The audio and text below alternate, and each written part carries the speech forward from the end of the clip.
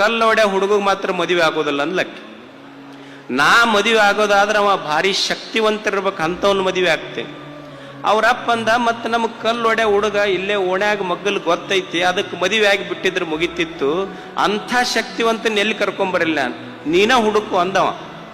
ಅವಾಗ ಅಕ್ಕಿ ಹೇಳದ್ದು ಬ್ಯಾಡ ನಾನ ಹುಡುಕ್ತೇನೆ ಅಂತ ಚಂದ್ರನನ್ನು ಕೇಳದ್ಲಕ್ಕಿ. ಚಂದಮಾಮ ನೀ ಭಾಳ ಚಂದ ಕಾಣ್ತೀನಿ, ನಿನಗೆ ಮದುವೆ ಆಗ್ತೀನಿ.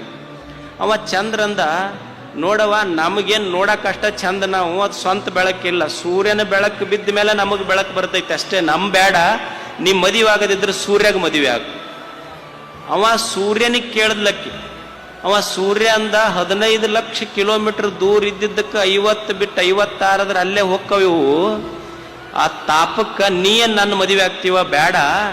ಮತ್ತ ಅಷ್ಟೇ ಅಲ್ಲ, ನಾವು ಎಷ್ಟೇ ಪ್ರಖರತೆ ಬೆಳಕಿದ್ರು ಒಂದು ಮೋಡ ಅಡ್ಡ ಬಂತು ಅಂದ್ರೆ ನಾವು ಕಾಣೋ